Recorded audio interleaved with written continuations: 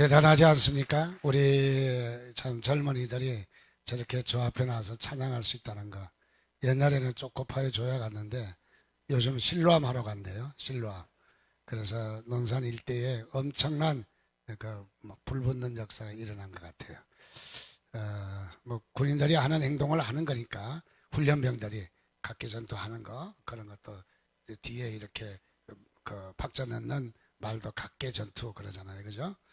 이해하시기 바랍니다. 봤으면 실습을 해봐야죠. 우리 찬양팀 앞으로 나오셔서 저는 하라고 말하지 않겠습니다. 어떻게 하시는지 자유로웁니다. 우리 한번 신나게 우리도 한번 해봅시다.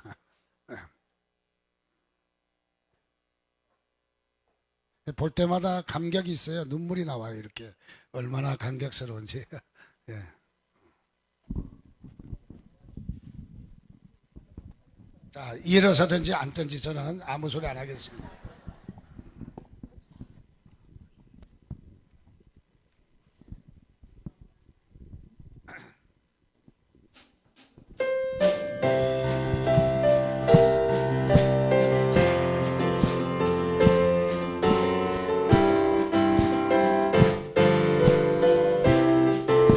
어두운 밤에 캄캄한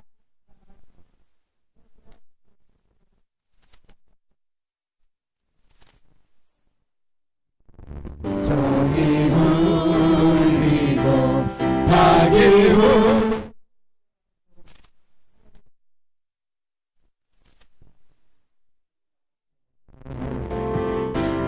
우리가 처음 만난 그때는 차가운 새벽이었어. 성령 충만 속에 여명이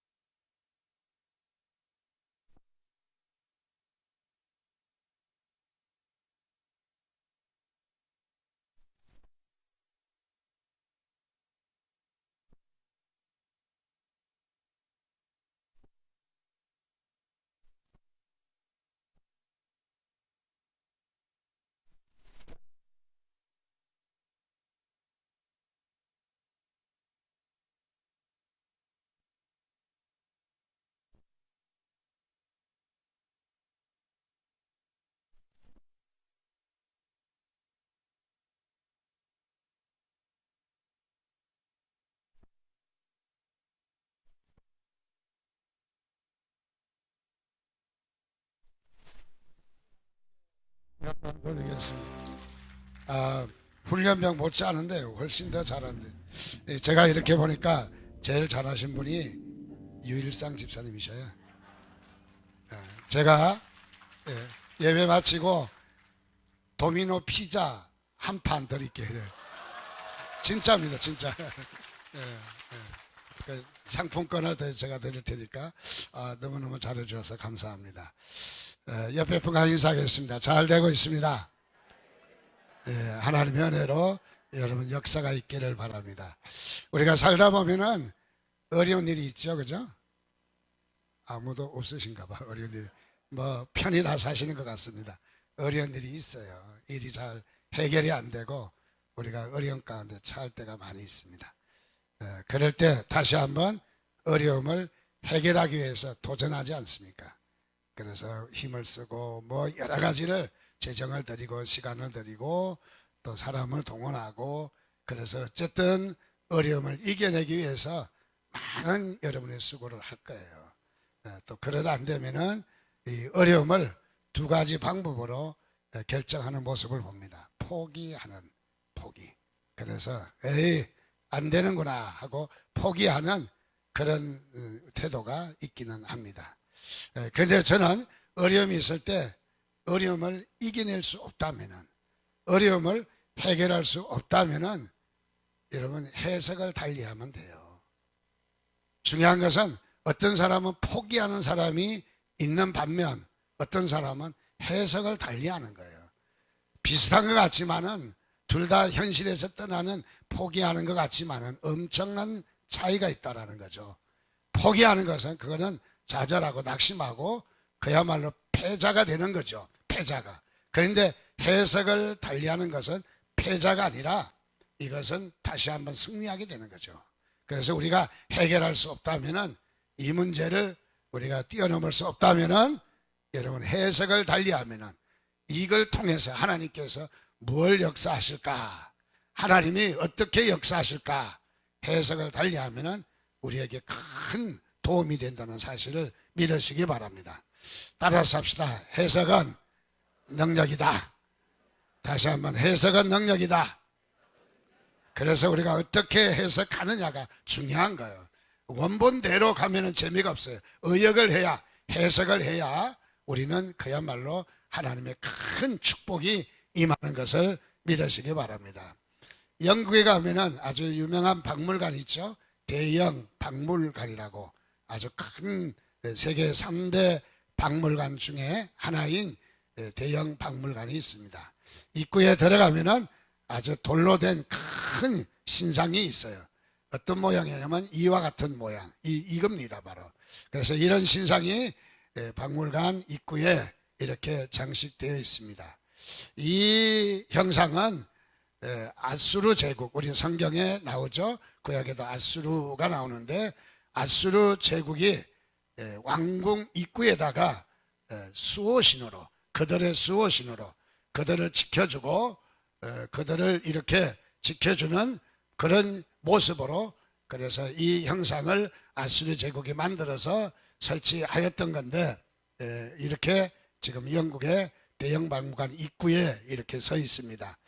자, 이 형상을 가만히 보면은 얼굴은 사람의 모양입니다.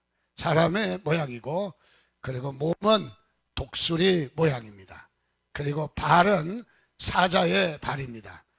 자, 이것은 무엇을 이야기하냐면 사람의 지혜와, 그리고 독수리처럼 높이 창공을 날려는 바로 그런 모습이고, 발은 사자처럼 그야말로 잘 달려가고, 그리고 이 사자의 발톱으로 그야말로 움켜쥐는 그런 모습들을 그리는 그런 형상이죠. 그래서 사람의 지혜와 독수리의 날개와 그 다음에 힘센 사자의 모습이 이렇게 한 통합을 해서 한 형상으로 만들어서 아수르 제국을 수호하고 지켜준다. 그래서 아수르 제국이 이 형상에 대해서 경배하고 이 형상을 그렇게 이렇게 중요하게 여기는 바로 그런 부분이었던 것이죠. 참 사람은 가만히 보면은 굉장히 지혜로운 것 같지만은 굉장히 어리석은 면이 많이 있는 것을 봅니다. 이렇다고 해서 이 형상이 이 아수르 제국을 지켜주었습니까? 아수르 제국은 바로 멸망하고 말았습니다. 자, 여기에 우리 사람은 그야말로 세상에 살면서 불행이 있는데, 이 불행은 어디에서부터 시작될까? 이 불행은 하나님이 지으신 창조 질서를 변질하는 데서부터 우리는 하나님의 재앙이 온다라는 사실이죠. 그래서 하나님께서 이 우주를 창조하시고 사람을 창조하시고, 그리고 하나님이 섭리하시고 그 자연계와 그 모든 이 전체 모든 이 위성들 이르기까지 하나님의 질서대로 잘 돌아가도록 되어 있는데, 사람들은 그것을 갖다가 그야말로 통합하고 변질하고, 그래서 이 잡종들이 생겨나고, 그래서 우리가 창조 질서를 깨버리는 거죠. 그래서 창조 질서를 깬다는 자체가 바로 재앙인 것이죠. 하나님께서 우리에게 하나님의 형상을 주셔서 우리 사람에게도 하나님의 형상을 통해서, 하나님의 그 영적인 형상을 통해서 하나님을 교제하고 하나님을 만나고, 그리고 우리 하나님의 인도를 받으며 살 수 있도록 되어진 우리가 하나님의 형상을 파괴해버리고, 그래서 우리는 인간의 우상을 섬기고, 그래서 우리는 사람이 제일이고 물질이 제일이고 권력이 제일이고, 그래서 하나님의 형상을 다 파괴해서, 그래서 우리 인류에 사는 삶이 하나님의 형상을 파괴하는 삶을 살고 있는 거죠. 이것이 무엇이냐면 하나님을 도전하는 거죠. 하나님을 도전하는 거죠. 그러므로 말미암아 우리 인류는 불행이 다가왔다는 사실이죠. 그래서 우리는 하나님의 창조 질서를 소중히 여겨야 되는데, 여기 보니까 사랑과 그리고 독수리와 그리고 여기에 사자가 함께 통합될 수 없는 거예요. 이거는 절대로 통합될 수 없는 거예요. 이것은 무엇을 이야기하느냐? 바로 우상을 이야기하는, 한 신상을 세워서 또는 한 형상을 세워서 그들이 경배를 했다. 하나님을 저버리고 하나님을 거절하고 그들은 바로 이런 우상을 숭배했다. 바로 그 말인 것이죠. 하나님을 떠나서 바로 우상을 숭배했다. 바로 그들의 마음속에, 그들의 내재된 그 내재 속에 바로 이 짐승과 같은, 바로 이 사자와 같은, 독수리와 같은, 사람과 같은 그런 지혜를 자신의 신으로 삼았다 하는 것이죠. 하나님께서는 이러한 형상을 만드는 것을 싫어하셨습니다. 그래서 위로나 아래나 땅이나 바다나 어떤 곳에든지 하나님의 형상 외에, 하나님 외에 다른 형상을 만들지 말라라고 했습니다. 자, 그래서 여기에 이런 형상을 만들었던 것은 인간이 타락한 모습을 보여주는 거예요. 인간이 하나님을 떠나서 타락한 모습을 보여주시는 것입니다. 즉 다시 말하면 우리 인간의 타락된 모습을 잘 보여주고 있습니다. 그것은 다름이 아니라 우리가 어렸을 때 많이 보아왔던 박군의 마음이라 해서, 박군의 마음 속에 이런 바로 사자와 같고 뱀과 같고 또는 이렇게 돼지와 같고 호랑이와 같고 이런 형상이 있다. 자, 우리에게 이런 형상들이 있어요. 다름이 아니라 돼지와 같이 폭식하고 지저분하고, 그리고 공작새와 같이 자기를 뽐내고 그야말로 자기를 치장하고, 또 뱀과 같이 살살 요리조리 피해 다니고, 이 호랑이나 사자처럼 우리가 분노하고 폭력하고, 이런 사람들에게 이런 마음이 있다. 즉 이것은 짐승의 마음이죠. 짐승의 마음. 이 마음은 타락의 결과라는 거죠. 우리가 하나님을 떠난 결과라는 거죠. 그래서 하나님을 떠난 백성에게는 나타나는 현상이 바로 짐승과 같은 형상이 나타난다는 거죠. 하나님을 떠난 바로 백성들의 모습이라는 것이죠. 그래서 오늘 우리가 사순절을 맞이하면서 바로 이런 짐승과 같은 하나님을 떠난 우리의 모습을 다시 한번 주님의 십자가 밑으로 우리가 모여드시기를 주님의 이름으로 축원드립니다. 그래서 성경은 이렇게 말합니다. 때가 찼고 하나님의 나라가 가까이 왔으니 회개하고 복음을 믿어라. 회개하고 복음을 믿어라. 때가 찼다는 거예요. 이미 이제는 심판 때가 찼다는 거예요. 얼마 남지 않았다는 거예요. 그래서 하나님의 나라가 가까이 왔으니 회개하라. 우상을 섬기고 하나님을 떠나 있던 마음들을 회개하라. 그리고 무엇을 하라? 복음을 믿어라. 하나님의 말씀을 믿어라. 하나님의 말씀을 받아들이라 하는 것이죠. 그것은 무엇을 이야기하느냐? 바로 우리에게 짐승과 같은 여러 가지 성향들을 십자가 밑으로 나아갈 때 해결될 줄 믿습니다. 바로 여기 십자가 밑으로 나갈 때 우리 십자가의 사건이 그냥 있었던 옛날 얘기가 아니라, 이것은 기독교에서 말하는 어떤 우리의 어떤 그 역사, 어떤 이야기가 아니라, 이것은 바로 우리에게 짐승과 같은 바로 이런 부패된 타락한 우리의 모습을 새롭게 정결하게 할 수 있는 바로 능력이 십자가 보혈에 있다는 사실을 여러분 믿으시기를 주님의 이름으로 축원드립니다. 자, 그래서 지금은 우리가 이제 다음 주는 부활절이고 다음 주는 주님의 십자가에 달리신 고난주일이고 또 고난주간이고, 그리고 지금은 계속해서 사순절 기간입니다. 사순절이란 말이 무엇이냐? 우리 장로교에서는 많이 잘 쓰지는 않지만은, 그러나 우리 사순절이라고 하는 것은 무엇일까? 이것은 사순절은 먼저 부활절을 정합니다. 춘분이 지나서 며칠 날 몇째 주에 이 주간은 부활주일, 이렇게 부활주일을 해년마다 이렇게 달라진 것이죠. 그래서 춘분을 지나서 해석하는 법이 있어요. 그래서 부활주일을 먼저 정하고 부활주일 앞으로 주일은 빼고 나머지 40일이 사순절이에요. 나머지 40일이.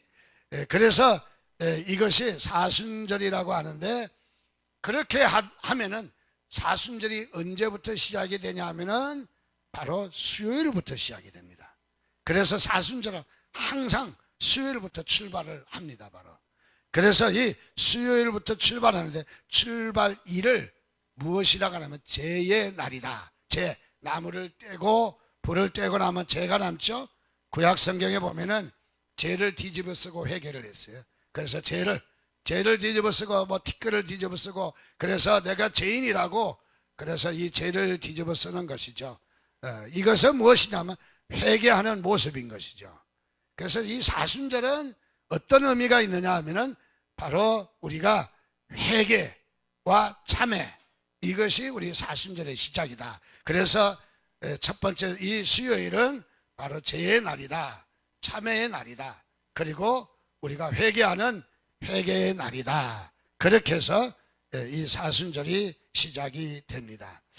사순절에 우리 신앙의 선배들은 바로 이 기간을 통해서 고기를 금하고 또 금식을 하고 또 절제 생활을 하고, 그리고 더 나가서 그리스도의 고난을 되새기고 또 주님의 고난에 동참하는, 그래서 금식 같은 걸 통해서 주님의 고난에 자그만치라도 좀 동참하고자 하는, 그래서 고난에 동참하기 위해서 우리의 선조들은 많이 노력을 했다 하는 것을 우리가 잘 알고 있습니다.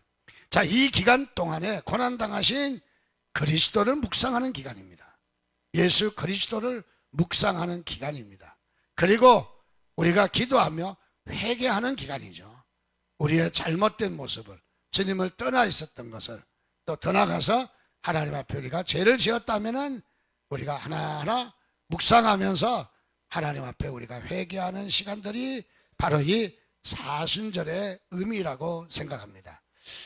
그래서 우리는 이 사순절을 통해서 우리는 다시 한번 주님 앞에 우리가 기도와 회개와 그리고 경건 훈련에 힘쓰는 기회가 되시기를 주님의 이름으로 축원드립니다.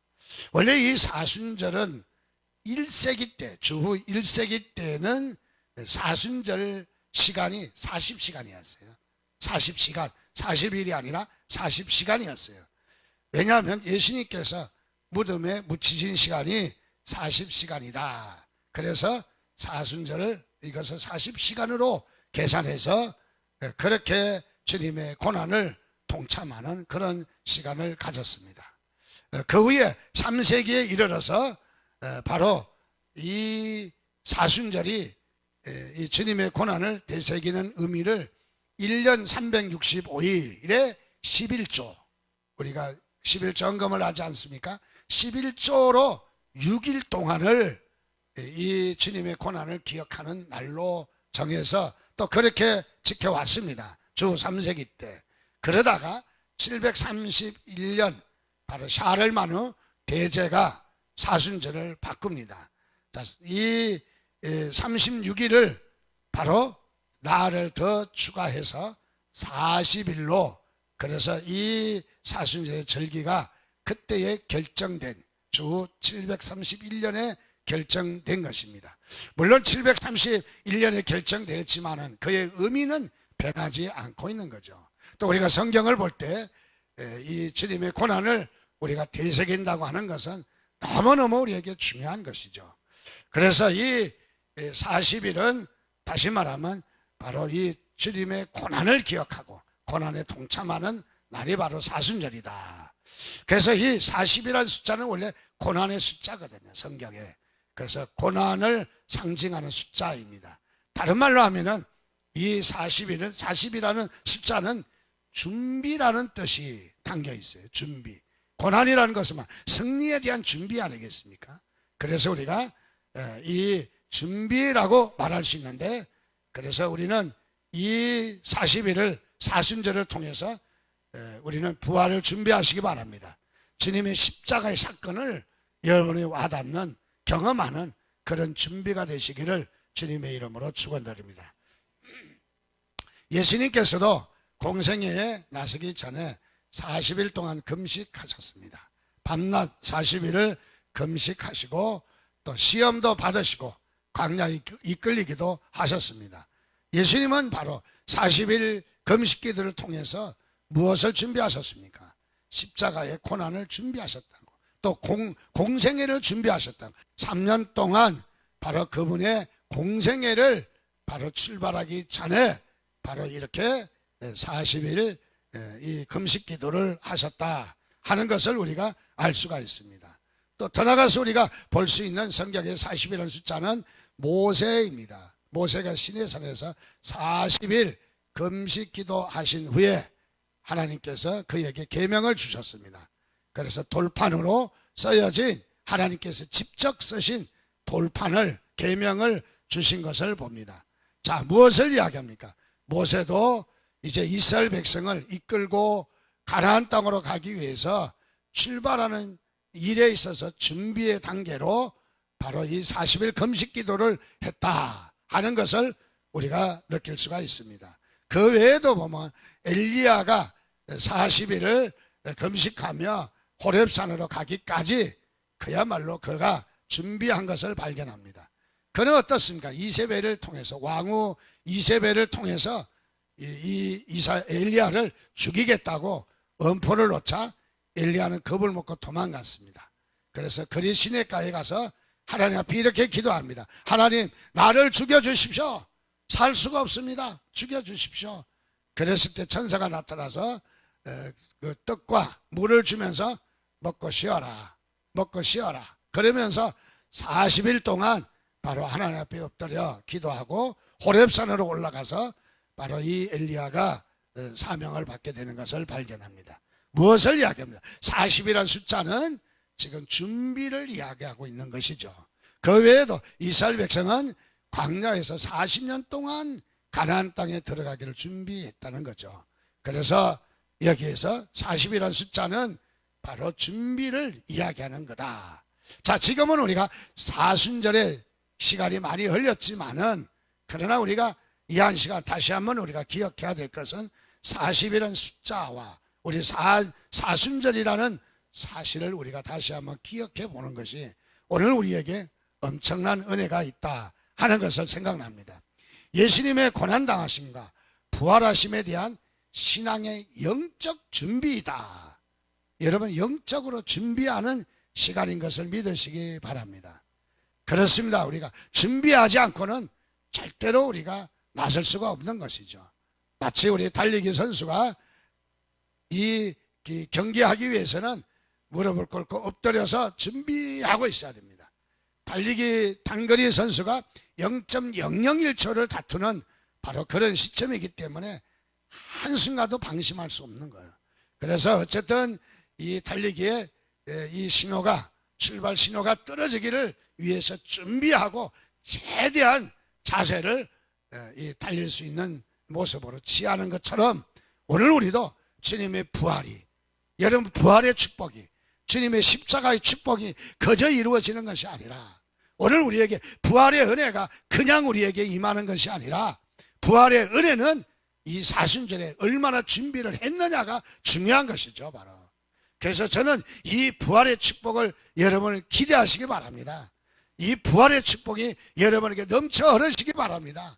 그냥 부활했다는 어떤 우리 이야기를 하자는 것이 아닙니다, 바로. 이 부활을 했다고 하는 건 우리의 기억 속으로 알고자 하는 것도 아닙니다, 저는요. 무엇입니까? 부활의 축복이 여러분에게 이루어져야 합니다, 바로. 여러분 경험이 되어지고, 부활이 그냥 우리가 문자를 읽어나가는 아는 정도가 아니라, 부활이 여러분의 인생에, 여러분의 삶에 정말로 와닿는, 감격이 있는, 체험이 있는, 그래서 부활에 여러분의 축복이 있기를 주님의 이름으로 축원드립니다. 여러분 준비되지 않는 심령은 절대로 하나님의 그 주시는 은혜와 십자가의 은총을 받을 수가 없습니다. 바로 준비돼야 됩니다. 그래서 우리는 예배를 준비하고 우리는 어떤 것에 준비할 때에 더 큰 은혜가 우리에게 임하는 것을 잘 알고 있습니다.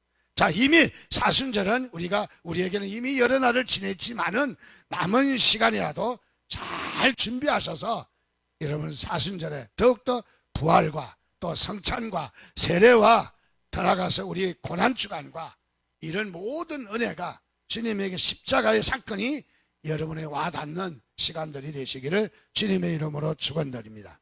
그럼 우리가 사순절을 잘 지키기 위해서는 세 가지 말씀을 좀 나누고 싶습니다. 첫째는 바로 어떤 것입니까? 이 사순절에 바로 회개와 참회로 준비하자. 회개와 참회로 준비하자. 그래서 사순절은 한마디로 이야기하면 참회와 회개의 시간이다 하는 것을 여러분 기억하시기를 바랍니다. 특별히 캐톨릭에는 이 사순절에 또 죄를 용서할 때 죄를 이렇게 발라서 이마에 이렇게 묻혀줘요. 그래서 죄를 뒤집으시는 것을 기억하는 바로 그런 모습들이죠. 그렇습니다. 오늘 이것은 캐톨릭의 행사를 하자는 얘기가 아니라 오늘 우리는 무엇입니까? 다름이 아니라 죄를 용서하고 또 더 나아가서 용서받고 또 우리가 회개하고 우리가 참회하는 이 사순절이 돼야 되겠다. 우리에게는 이것이 가장 중요하다 하는 것을 우리가 느낄 수 있는 대목입니다. 자, 그렇습니다. 우리 교회도 이제 다음 주일부터 우리가 이제 특별 새벽 기도를 하는데 이 새벽 기도에 특별히 집중하셔서 고난주간이니까 이 사순절의 의미를 되새기는 그런 시간이 되시기를 바랍니다. 그래서 좀 힘도 들겠죠. 또 안 하시던 분 하려면은 또 잘 적응이 안 될 거죠. 어쩌면 회사 가서 꾸벅꾸벅 졸기도 하겠죠, 바로. 그러나 우리가 주님의 부활하시고 고난당 사순절 기간에 우리가 그냥 있을 수 없다는 거죠. 우리가 준비할 때 은혜가 더 크게 나타날 줄 믿습니다. 그래서 이 십자가 앞에 나와서 모두가 은혜를 여러분들 구하는 시간이 되시기를 주님의 이름으로 축원드립니다. 특별히 시편 34편 18절 말씀에 보니까 여호와는 마음이 상한 자를 가까이 하시고 중심으로 통회하는 자를 구원하시는도다. 하나님 어떤 자와 함께 하신다? 죄 없는 자와 함께 하신다 하지 않았어요. 죄 없는 자는 아무도 없어요. 다 죄가 다 있어요. 아무리 위장을 해도 죄는 다 있습니다, 우리는요. 그러나 하나님은 죄 없는 자를 사랑하신다 그렇게 말하지 않았어요. 어떻게 말했습니까? 통회하는 자를 구원하신다고 했어요. 통회하는 자. 무엇입니까? 회개하는 자를 하나님은 기뻐 받으신다는 것입니다. 우리가 회개하는 것이 우리가 이 땅에 참으로 구할 것이고 너무너무 중요한 것이라고 생각합니다. 두 번째로 우리가 이 사순절을 어떻게 보내야 될까? 그것은 다름이 아니라 훈련과 교육입니다. 즉 훈련과 교육으로 주는 사순절 되기를 바랍니다. 원래 이 부활주일 때는 교회의 역사적으로 대체적으로 부활절이 제일 큰 명절 아닙니까?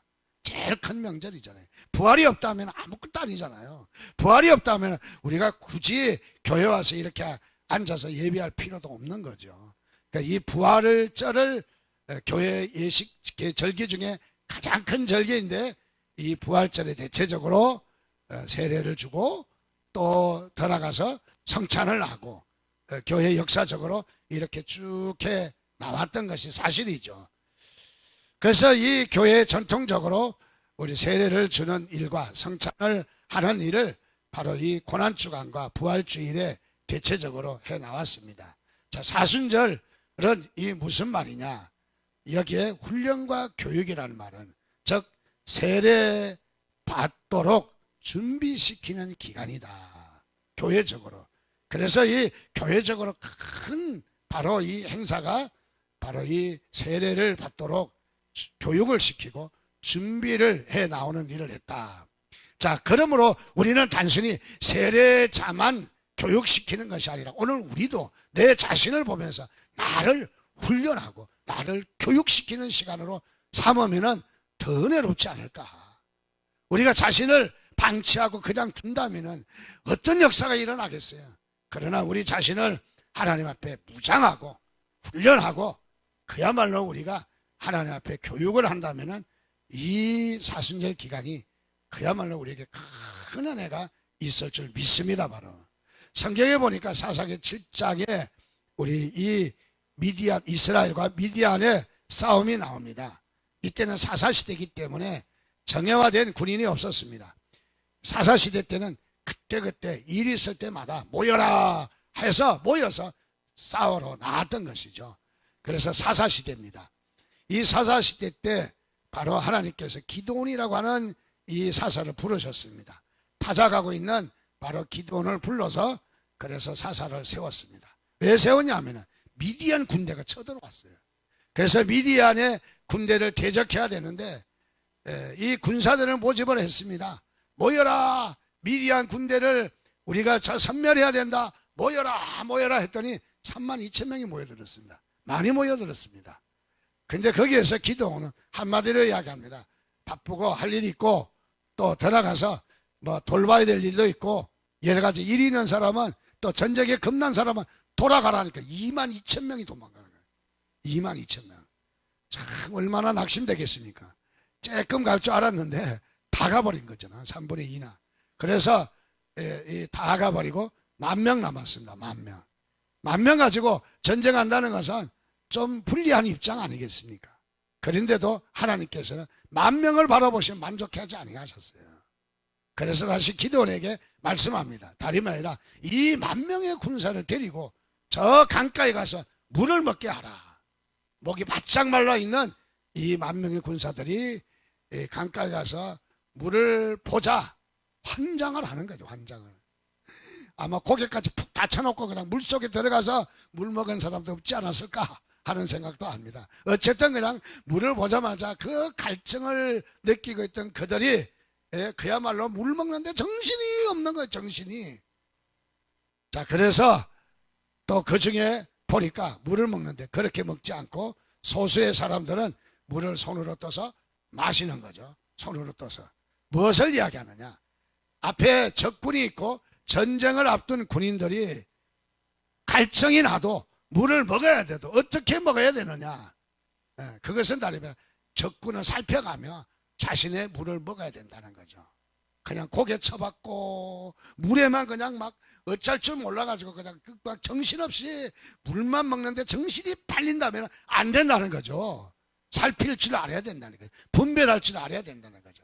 그래서 여기에 손으로 물을 떠먹은 300명만 데리고 전쟁하러 나가겠다는 거예요. 하나님은 무엇을 이야기합니까?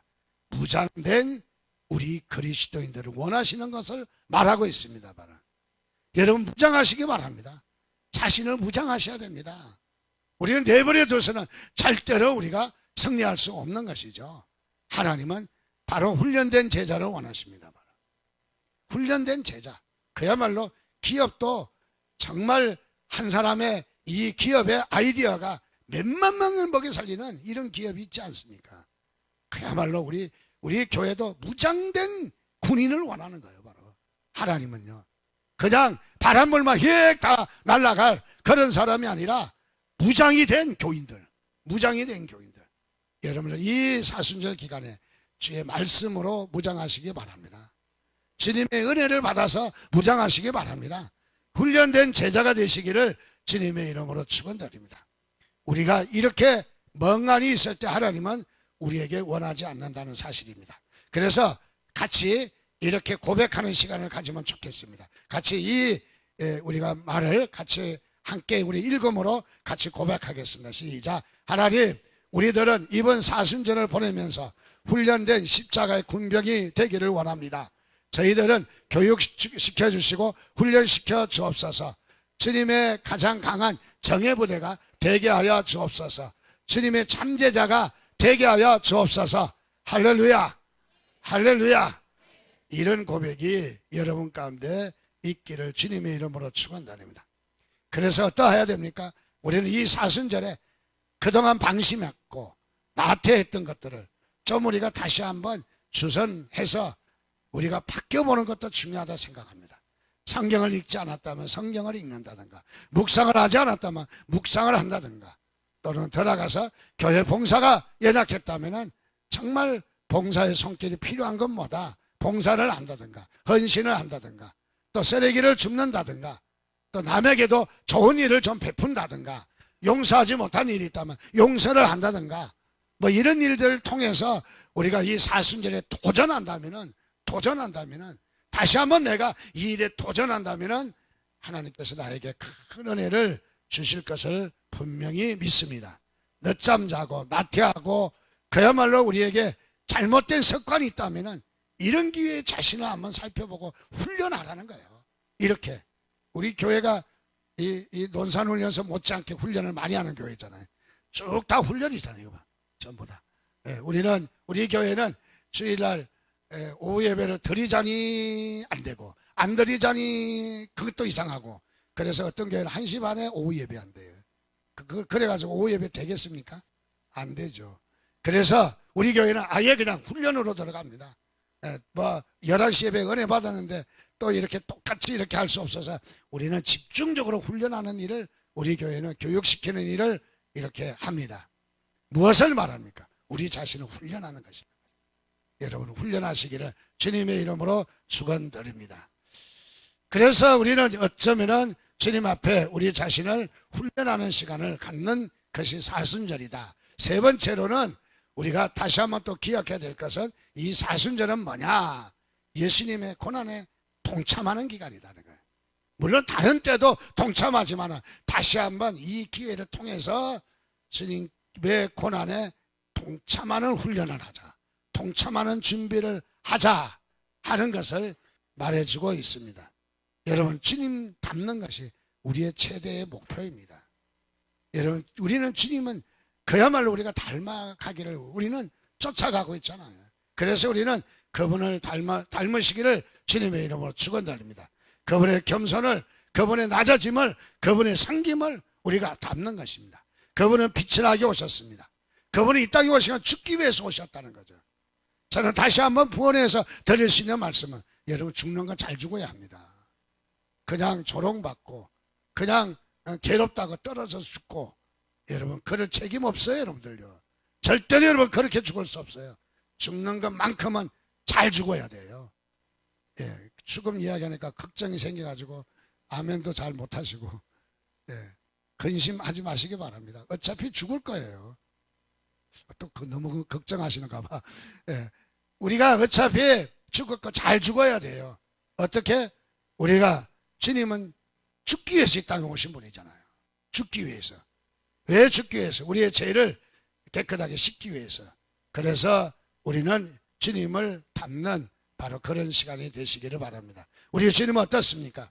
그야말로 가시면류관 쓰시고 못에 찔리시며, 그리고 그의 피를, 그야말로 물과 피를 다 쏟으시며 십자가에서 그야말로 고통 가운데서 돌아가셨습니다. 그리고 그분이 외치시기를 이렇게 외쳤습니다.